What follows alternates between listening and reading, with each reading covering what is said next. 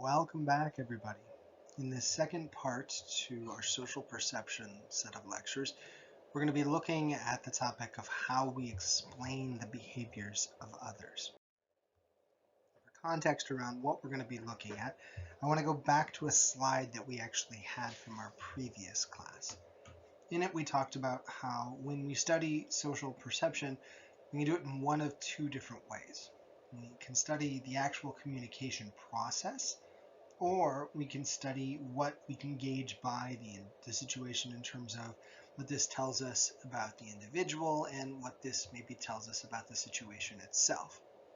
Now, in that previous lecture, we spent a lot of time talking about the communication process and looking at things like emotions and other ideas that can be conveyed through a back and forth. There's also some more information about this in the text. What we're going to be doing in this lecture is talking about that deduction of what somebody's like, what happened in that situation, and maybe where things are headed as a result of what it was that we encountered. And to understand this topic, I'm going to bring us back a little bit to some early years of social psychology. So we're looking at some of the early topics that were studied in social psychology. This area of social perception was one of the very first things that allowed social psychology to form. And when people studied this topic, they had a number of different things that they were trying to understand. The first things they wanted to understand was what it was we were doing to make sense of others and exactly how this process unfolded. They wanted to know things like when we decided about somebody or some situation when we were encountering things in the world, what it was that we were doing to make sense of those individuals, and what it was that we were using when we were trying to understand our own roles in the social world around us. We're going to, in this class, address some of these things as well as some big current research on the topic that's illuminated some of the things that we discovered before without really having an understanding of why they were occurring. And we're going to start when talking about this by looking at this very first question. When do we form perceptions of others or the situation itself? And this brings us to a really important concept that's actually found in lots of different areas of psychology called the primacy effect. If you were taking a cognitive psychology class, you'd learn about the primacy effect being related to something called the serial position, or sometimes it's called the serial order effect, where we remember stuff at the beginning of lists and movies and other things a little bit better than we remember other things that we encounter along the way with those lists or movies or stories or whatever. Well, the primacy effect sort of works the same way for social psychology. But when we talk about it as social psychologists, we talk about the primacy effect having kind of more weight than being something we remember better. So when we meet somebody for the first time or get a first impression of somebody based on maybe what they're doing or what they look like, what we essentially do is put a lot of weight on that first information that we're encountering. And it shapes a lot of things that might unfold when we interact with these people later on. A great example of this can actually be seen in the picture that you see to your right. If you met this gentleman, say, just randomly at some event, my guess is that just by seeing him dressed in this attire and looking like he's behaving in a specific way might lead you to conclude lots of things about this individual. Maybe things about his competitive background, his educational background, some of his personality characteristics, why he was dressed in that particular manner. And whatever we deem was kind of the cause or the catalyst behind those actions and what he looked like, we probably would use that information for a long period of time, even if maybe we found some contradictory information later on. That's what this primacy effect's all about.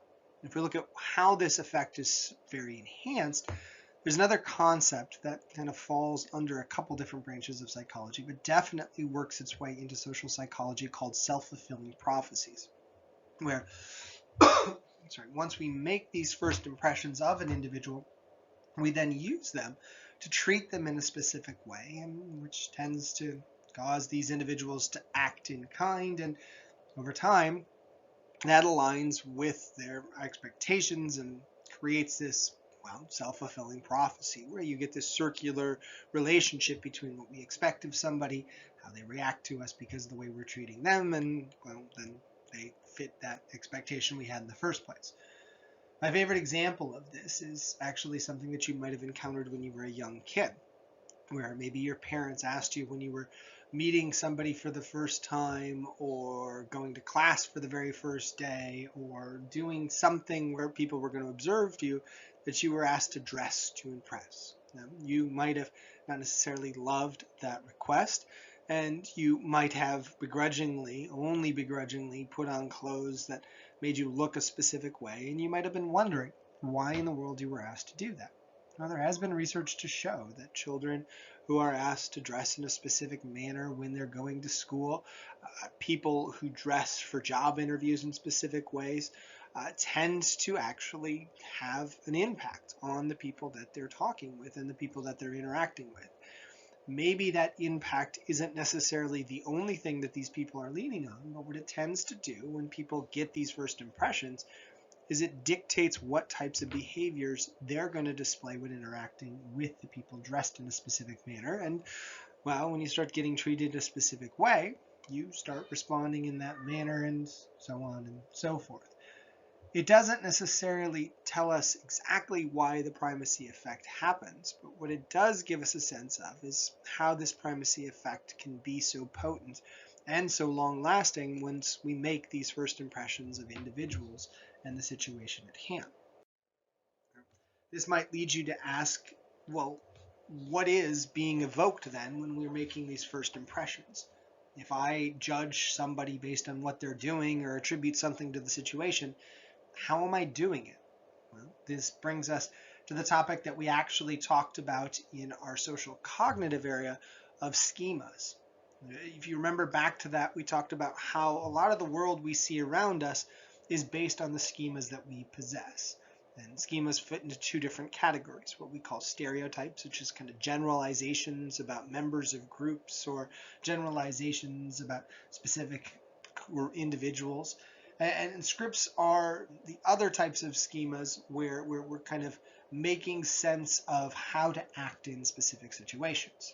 So what the primacy effect suggests is that when we see somebody doing something or acting in some manner, we try to determine if their behaviors are dictated by the environmental factors that lead up to it, essentially tapping into scripts that relate to that situation, or if they're relating to the individual themselves and certain things that you can maybe pair up with that individual. In terms of which schemas we're activating in a situation, there's lots of debate as to what triggers specific schemas to pop up. Most research has suggested that there are some cultural, societal bends that push us to judge things in terms of whether it's script related or stereotype related, and which ones to come up with when we're seeing a situation. But a number of other studies have also shown that there are some personal biases that do play a role in every situation. If you've had a certain type of experience with somebody or in a certain situation, that can be a very big player in how you're going to derive information from that situation later on. Essentially, we start to get keyed in on how to look at something and how to react to something that's very tough to get out of that perceptual almost circle that we find ourselves in. That doesn't mean that we can't be somewhat logical about it. In fact, some of the early psychologists that studied this idea of social perception, where we were trying to make sense of a situation and determine if somebody was doing something because of them or the environment or something just popped up randomly, there was a really interesting model that was introduced in the I believe it was 50s, called the covariation model, which suggested that to better understand why something was occurring, we should just ask 3 questions. The first question being about consensus. Is everybody doing the same thing as this person we're watching in this situation? The next question was about distinctiveness, where we ask, is this person doing the same thing in other situations, or is this something that's just happening in this situation? The last is about consistency. Is this person not only doing this thing now, but is this person doing this thing over and over again? The covariation model argues that usually when we're explaining a situation, it's either going to be high or low in consensus, and high or low in distinctiveness, and high or low in consistency.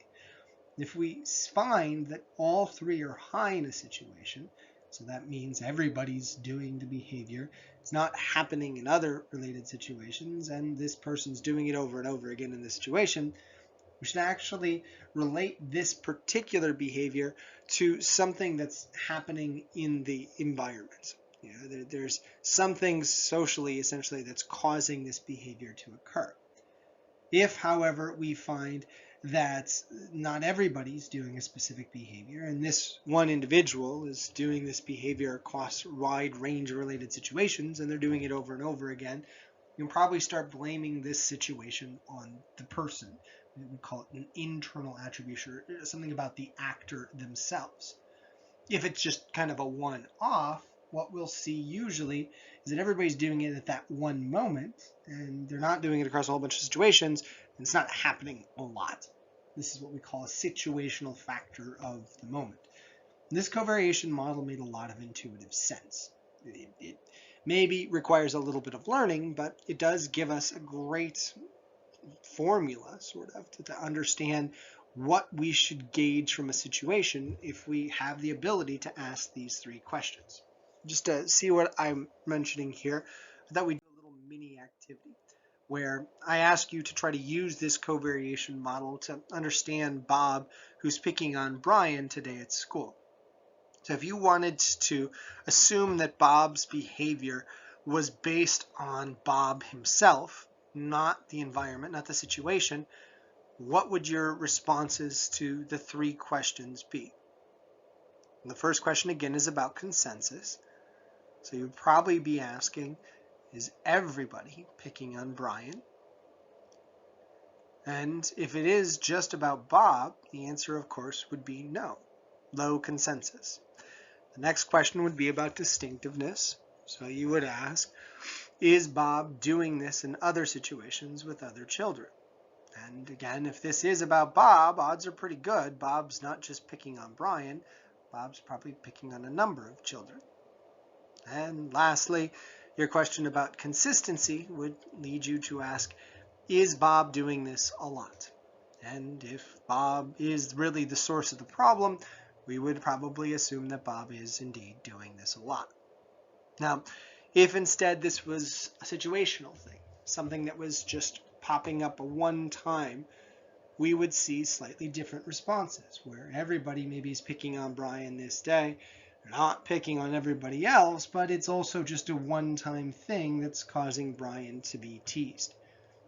If this was more dispositional, something that was occurring in this environment and only this environment, we would see everybody's picking on Brian. They're not doing it to everybody else, so it's high in distinctiveness, and it's happening pretty much every time. So maybe in this case, it's more about Brian, the acted upon. This model was applied many times over in a lot of different studies, and it reflected kind of our beliefs as to how people could successfully diagnose the source of a problem. It led us to also another question, and that's, is this really what we do?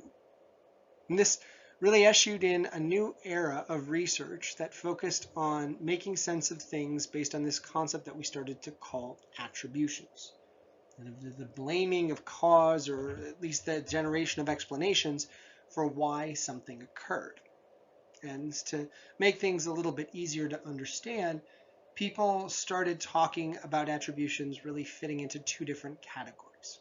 We would judge behavior based on something that was related to the actor of interest, which we would call an internal attribution. So maybe it's about this person's personality or mental facilities or some kind of enduring thing that we can gauge from their behaviors in the situation.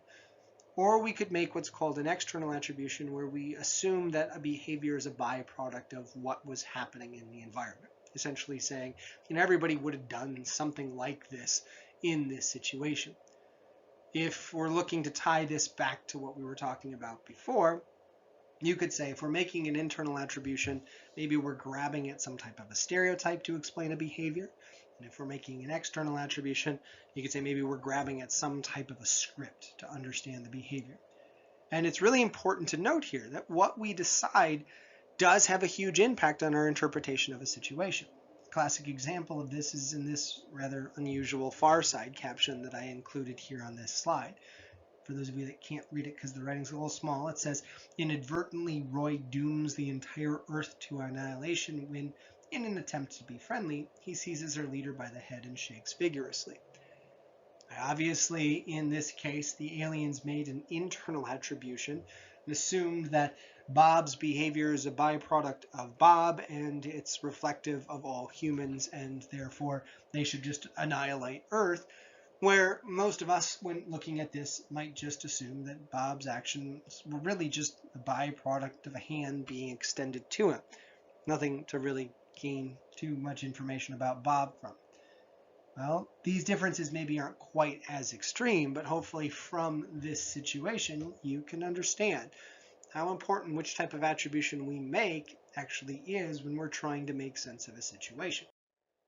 And this leads us to the question of, well, which attribution do we tend to lean on? Right? Do we usually judge people based on the situation, or do we judge people based on some enduring characteristic that we ascribe to them? Most researchers have argued that we should really rely heavily on the situation. It's probably one of the bigger factors that explains almost every behavior that people are displaying. And in fact, we're going to talk about a little bit later how when we're making sense of ourselves, we do tend to put a lot of weight on that situation. But do we do it for others? Most research has actually suggested we don't. In fact, there was a term that was introduced a number of decades ago to really highlight how set this tendency not to make external attributions was. They called it the fundamental attribution error. A lot of current social psychologists also call it the correspondence bias. Where essentially, when we see somebody acting, we assume that that person is not just a mannequin doing what they're told to do, but instead, the person is the leader of that action. They're the source of why they're doing the things that they're doing. And in fact, numerous studies have shown that this fundamental attribution error is so strong that oftentimes we're even willing to overlook the obvious social prompts that cause people to do things so we can continue to make internal attributions to explain the behaviors that people are displaying. One of my favorite ones that has actually highlighted this effect, which is a little bit older than others, is a study that was done by a pair of researchers named Gilbert and Jones, who in 1986, as the book describes, had participants come in and actually give other participants exact responses to give to questions that were asked. Essentially, they would give them a couple options. The researchers would give people a couple options to make somebody else say in response to a question. And then after participants went through these series of questions and made somebody else answer questions the way they wanted them to respond, Jones and Gilbert asked these individuals to rate the intelligence and other personality characteristics of the people giving the responses. Mind you, they hadn't said anything throughout the entirety of the experiment other than what they were instructed to say. What Gilbert and Jones found more often than not is whatever people were instructing their partner to do is what shaped exactly how they perceived these individuals. Seems a little odd to me, and I'm sure Gilbert and Jones raised their eyebrows when they found such a robust effect, but it really highlights how powerful this fundamental attribution error is. It suggests that even if you yourself control the social environment that's forcing people to do something, you will still assume that what they're doing is mostly about them and not about the situation that you've created. And this is something that we found universally for a long period of time. But it's also worth noting right here that this is not necessarily something that seems to be universal across all cultures. In the first chapter of your textbook, you probably read a little bit about cultural psychology. It's also referenced in this chapter's readings, and I think we've talked about it just briefly at a couple different points. Well, when we look at this fundamental attribution error in different cultures, in particular East Asian societies, what we see is that this particular effect of the fundamental attribution error isn't nearly as robust. Many individuals there, when explaining the actions of others, tend to look for situational things that seem to be the source of the behavior. It's not universal, both in Western cultures and East Asian societies, but the effect is strong enough for us to really talk about the major differences between the groups and also try to understand why these things come about. I'm going to foreshadow here, not give away too much yet, but just understand that there are some pretty big differences. And just so you can see what led to this research, you'll see in this set of slides, well, not in this set of slides, but in this week's presentations, a video that I encourage you to watch that highlights the work of a researcher at UC Berkeley named Kai-Ping Pong when he first discovered some of these cultural differences and some of the things that him and a number of other colleagues that he worked with, one including Michael Morris down at Stanford, started to collaborate on in trying to understand how this fundamental attribution error essentially got turned on its head when looking at different cultures. Now, so far, this fundamental attribution error on its own is just kind of unique and interesting. Right? It says, when I see you doing something, I'm going to blame what you're doing on your personality and that personality characteristic that sort of relates to that behavior. Is that all we do? Is that all we infer from somebody's actions? And this question can be answered through a little activity that we're going to do. So let's say, hypothetically, you're about to meet a woman named Renee. You find out that she loves to write novels and also has a painting room in her one-bedroom apartment. I'll just add the one-bedroom thing to it for fun. Okay? Based on those bits of information that we just learned about Renee, I want you to guess, out of the 4 things that you see listed below, which one of those 4 things is most likely true about Renee. She likes to climb mountains. She has a pet dog named Scout. She was the prom queen at her high school, or she spent a month in Paris. Just think about it. And let's compare our answers. Obviously, not verbally, but let's just look at what I'm guessing you probably answered. Now, if this class is reflective of every other social psych class I've ever taught, my guess is that around 90 to 95% of you gave the same answer. There's always the outliers on this, but I'm guessing almost everybody in this class argued that the most likely true thing about Renee from that story is that she spent a month in Paris. How did we all come to that conclusion with that limited amount of information? Well, this relates to another really important topic that we can tie to stereotypes. This concept of something called the implicit personality theory, where when we learn 1 or 2 things about an individual, we don't usually just stop there. What we do instead is try to find a way to take those disparate items and incorporate them into one big giant stereotype that we can understand about that individual or groups of individuals that kind of all come together in the same way. So in terms of the Renee situation, we don't just see her as somebody that likes to paint and somebody that maybe has a couple minor things about her that we kind of want to follow. Instead, what we do is we peg her as maybe the shy and creative type. Therefore, when we think of shy and creative types, we think of not just some quirks in their personality, but things that they might like to do. And Paris, a month there, seems suddenly a lot more common to somebody that fits into that group than, say, having a dog named Scout or climbing mountains on a regular basis. It's not, again, that all of us access the same stereotype when we learn this, but most of us do develop some type of sense of how things fit, and we use those things to dictate not only our understanding of the exact thing we see somebody doing, but things that maybe we could also derive from those behaviors that somebody is experiencing. And this partially explains some of the differences that we see in the cultural research that we talked about earlier. In our culture, somebody who's quiet and reserved is usually seen as a little temperamental and a little artsy, maybe we would call them. In Chinese cultures, if somebody's quiet and reserved, usually that's an indication of somebody being worldly or devoted to the family. And I'm going to try to mispronounce the term that we have in Chinese cultures that sort of explains the quiet, reserved individual, but understand that just something like being quiet might mean something very different from group to group that we're looking at.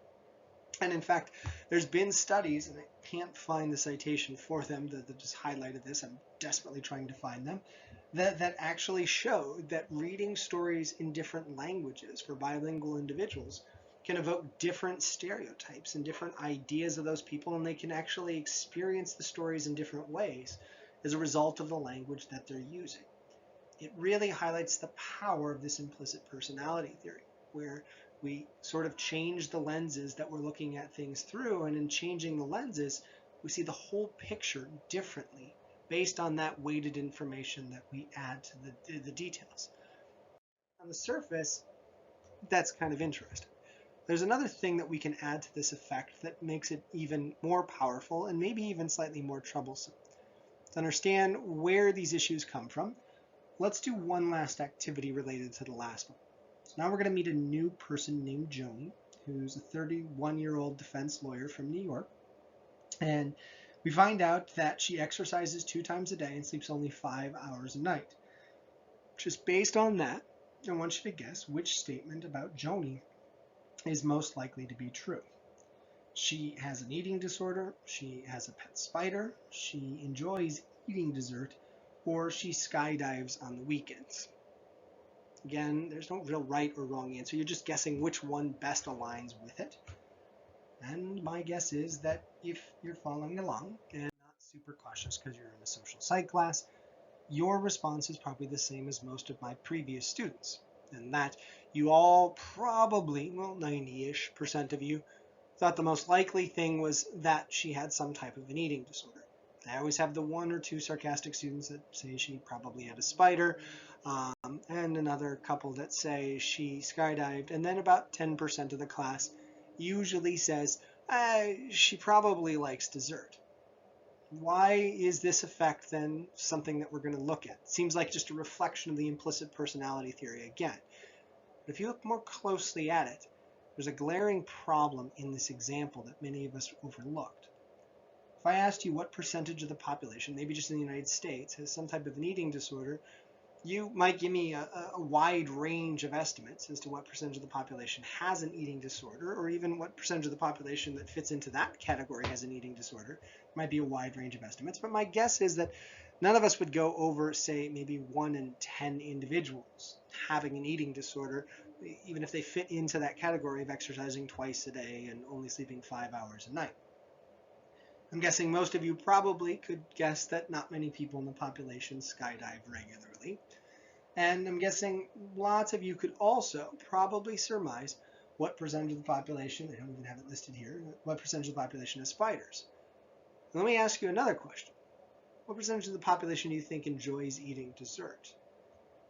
My guess is that if you thought about that question in that way, suddenly this expectation that Renee has an eating disorder might not, I'm sorry, not Renee, but anyway, so our character might not have an eating disorder, but instead, maybe she likes eating dessert. Right? Obviously, the vast majority of us like dessert, regardless of which dessert we like. Why did we then, when we saw this information, discount that as the most likely thing and focus on something that's extremely rare? Well, this relates to another concept that can sort of be an addition to the implicit personality theory called the representativeness heuristic. We were probably in our heads, to a small extent, doing these subtle calculations, but we weren't doing them very well. We were essentially just guesstimating at what percentage of people fit into these categories, even with that extra information at hand, based on what just seemed to fit well. Most of us could probably imagine a person who's got an eating disorder, that exercises twice a day, and only sleeps for 5 hours a night. But Joni, exercising twice a day, only sleeping 5 hours, and liking dessert, just it doesn't just roll off the tongue as easily. Right? It doesn't fit to some stereotype that we maybe immediately thought of when thinking about those other two facts. Because of it, it gets us to misrepresent in our heads the likelihood of all these things happening and leads us astray to guessing which of those four items is most commonly, actually most likely for Joni. And this is kind of a big issue when it comes to judging people, right? We don't just judge them based on their one behavior with things that relate to it. We tie in a lot of stuff. And we also discount a lot of things, like the base rates of how many people do certain things. So if we're activating certain stereotypes, seeing somebody do something can lead us in a direction that's pretty tough to come back from, and something that encapsulates a lot of different things. And it leads us to another really interesting question. If we are so quick to judge others and we jump to all these things when we see them doing just a few disparate things, do we do the same thing for ourselves, or do we do something different for us? And this brings us to a really interesting concept that's often tied with the fundamental attribution error called the actor-observer effect. And it's essentially the exact opposite of the fundamental attribution error when we're judging ourselves. When we do judge others, we make internal attributions more often than not, controlling for different cultures. But when we're judging our own behaviors, we tend to assume that our own behaviors are a byproduct of the situation. One of my favorite studies that highlighted this and also gave us a sense of kind of how important proximity was one that was done by a pair of researchers named Jones and Nesbitt in 1970. In this study, they asked participants to come in, write down their names of a best friend, write down their father's names or some family member's name, and they used also the name of a very famous newscaster of the time named Walter Cronkite, who everybody at that time knew well but didn't know much about. People would come in, again, writing down these names, and then after waiting for a few minutes, they would get this long compiled list of things that occurred for these individuals, both themselves and others. They were asked to explain why these things would have potentially happened. They'd say stuff like, you got into a car accident. Walter Cronkite got into a fist fight. Your father struggled with a test. These types of things. Some of them were neutral, some of them were negative, some of them were positive. The main focus, though, was how people explained all of these different behaviors that they were encountering. And what they found was that as people explained the behaviors of Walter Cronkite, the fundamental attribution error kicked in. Almost everything Walter Cronkite did, good, negative, neutral, whatever, was about Walter Cronkite. When they started explaining the behaviors of their fathers, they started to usually transition to more situational factors. It wasn't all the time. It's kind of split down the middle, but usually there was some situational thing that was considered when explaining why their father would have done something. When they got to their best friend, there was even more situational constraints included. And when they got to themselves, almost everything they argued that happened was a byproduct of the situation. Almost everything. It's not universal, but it did happen enough. And what's odd is that this exact effect that we found was reversed when doing cultural studies. People in East Asian societies do tend to blame the behaviors of others on situational factors, but the closer they get to themselves, they tend to attribute things more, at least more in contrast to our Western society, on the individual themselves. Now, it's a little bit more gray when we talk about this reverse of the actor-observer effect when we do these cultural studies. More and less becomes a lot less extreme. We're making the fundamental attribution error for ourselves more in East Asian societies, but not dramatically more. And we do it a little bit less, a little bit more when judging the behaviors of others. But the fact that we find it gives us maybe a hint as to what the source of this effect is. And I'm just foreshadowing. We haven't explained it quite yet. We'll get to that in the next slide. Before we do that, though, I do want to talk about one really interesting effect that also relates to it. And it's something that we call self-serving attributions.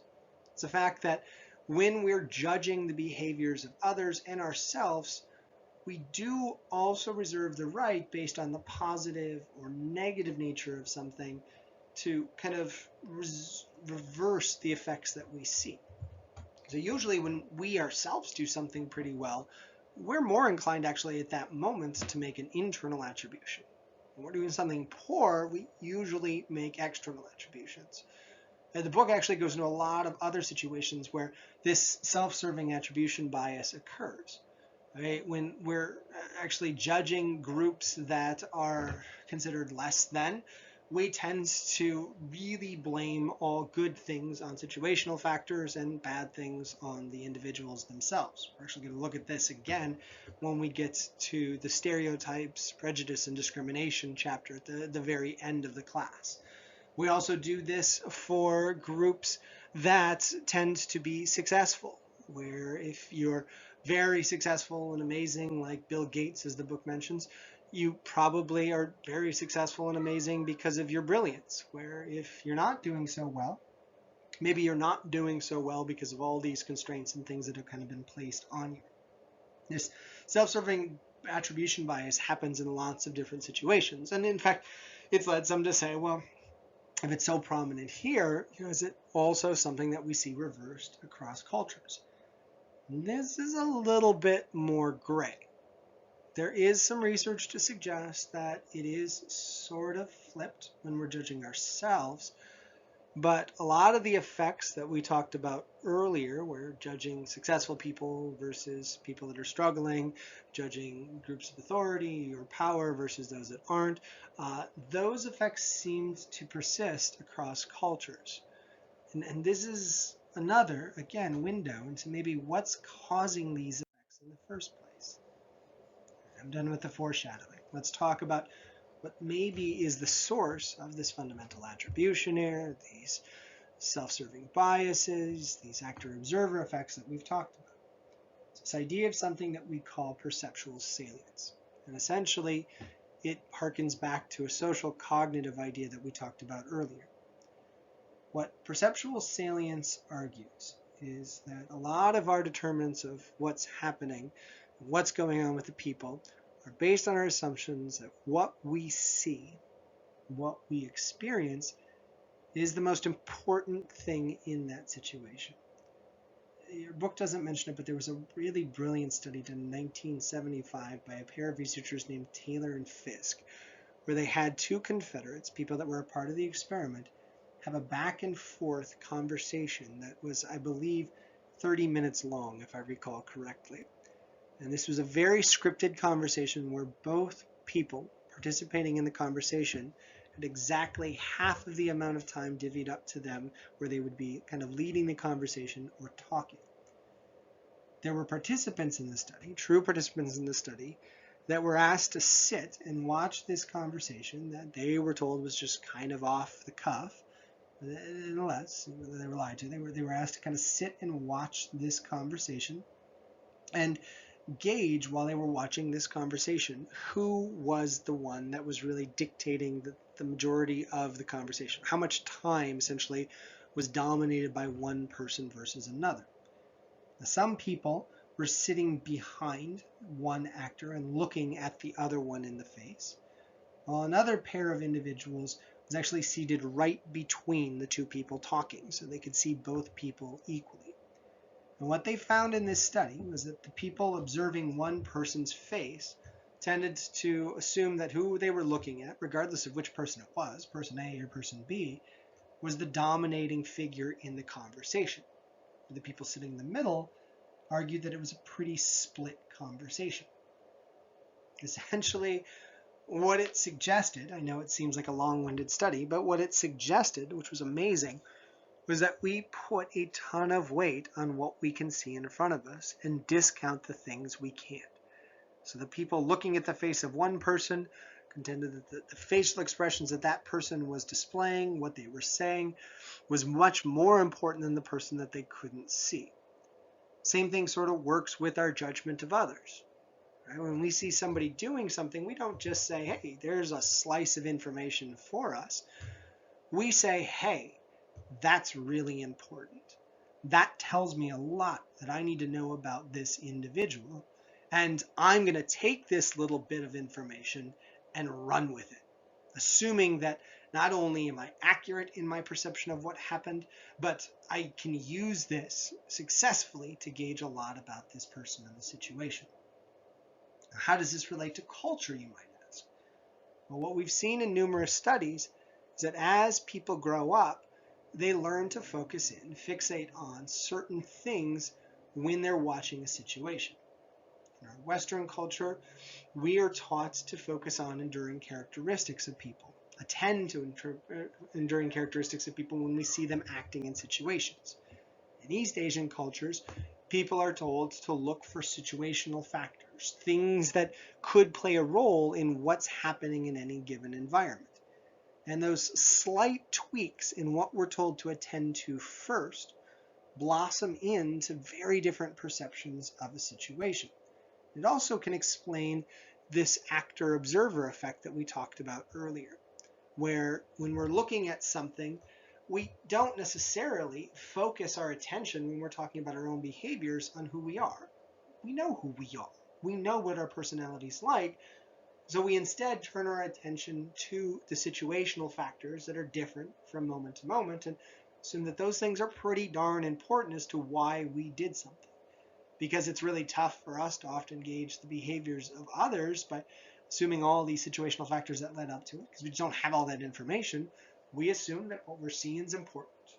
Best way to judge it is probably based on the person, and we're going to put a lot more weight on what we saw that person do and the personality or other characteristics that relate to it, because, well, we think in our minds, because of perceptual salience, that's probably the most important thing. And sometimes it's really tough to discount this.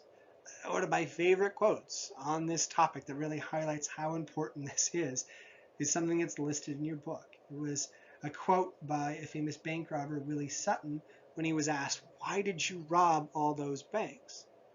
Sutton gave this very matter-of-fact response. He said, "Well, because that's where the money is."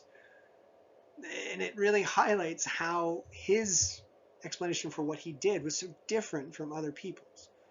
And when that question was asked by researchers and lawyers and legal professionals, their interest was what personality characteristics he had, what things about him led to him doing this thing that nobody else really did, especially as often as he did and in the manner that he did it. But to him, those things were already known, right? He knew who he was. He was just looking for what would cause him to do that one thing versus a different thing. So he focused on the situation. And the situation is, I go where the money is, so that's where I go.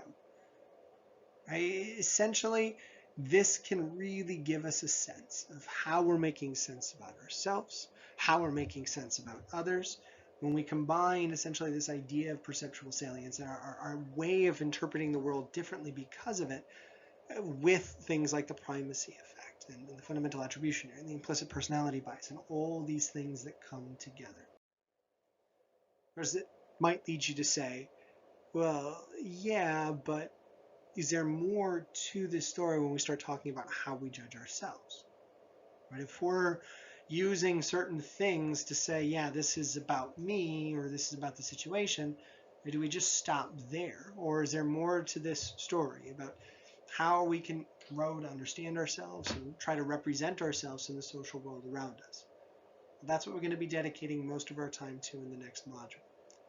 Until then, make sure you get caught up on the readings. Make sure you're ready to go with everything that we're covering.